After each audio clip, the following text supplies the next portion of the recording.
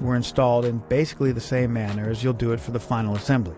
The pistons, on the other hand, are going to be installed without their critical elements. No piston rings. The first step in the process is to make sure everything's clean. Dust off the rod journals of the crank, then wipe out the cylinder bores with a clean, dry paper towel. Not the best idea to use a shop rag because they leave cloth fibers on the cylinder walls. When the bores are clean, wipe some fresh motor oil all over the insides of the bores. It doesn't have to be much, but it should cover all of the surfaces of the cylinder walls. Do this for both sides of the block. Now spin the crank so the furthest forward rod journals are facing up. For what we're about to do, you need to disable the rotation of the crank. You could either pinch the flange of the crankshaft with some vice grips and then tie or tape the pliers to the engine stand or some other part of the engine. Or you could install your flex plate or flywheel and disable its rotation however you like. This is meant to lock the crank in place so you don't have to worry about it spinning and ruining the plastic gauge that you're about to install in the connecting rods. When the crank is set, get your pistons together. If you like, you can label the tops with the numbers of the cylinders and an arrow that points towards the front of the engine. All pistons have some type of notch or marking that indicates which side of the piston is meant to face towards the front of the engine. There's two types of wrist pins that could hold the pistons to your rods. If you have full floating wrist pins, then wipe out the connecting rods, oil up the pins, and fit it all together. Be sure to check your repair manual to make sure that you install the rod in the right direction. There's no need to use any spiral locks or snap rings right now. Most engines have semi-floating wrist pins, and the machine shop would have already hung the pistons on the rods for you. With either type of wrist pin, the next thing you need to do is get the caps off the rods.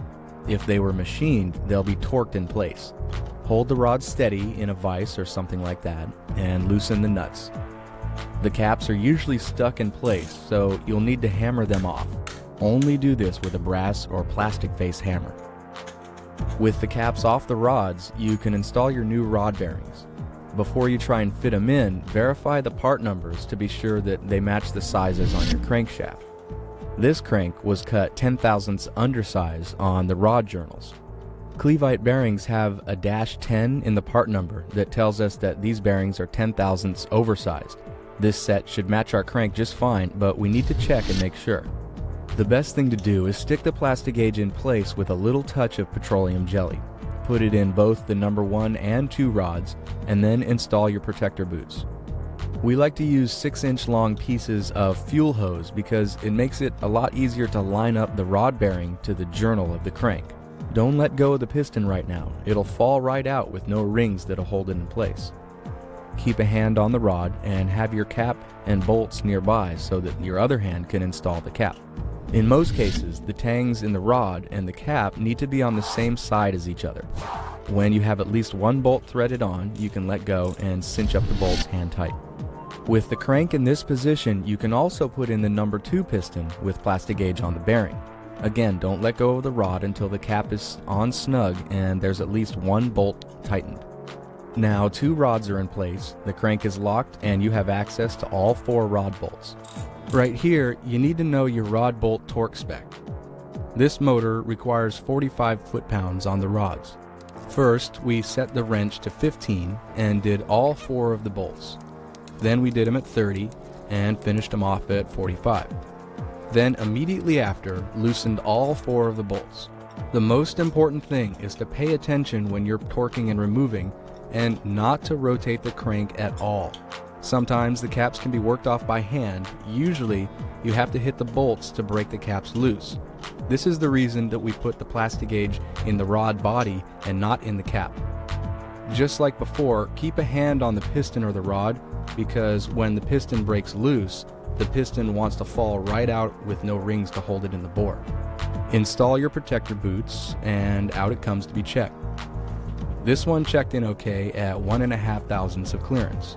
Before we pull out the other piston, let's clean any plastic gauge off the bearing and crank from the number 1. Now we can lube up the first bearing and slip it right back into its cylinder and make all the bolts hand tight. Next, pull the other rod and check its clearance. If it looks good, oil it up, put some bolt protectors on, and put it right back in. When both caps are back on, You can go through the 3 increments of torquing on these 2 rods and then unlock the crank.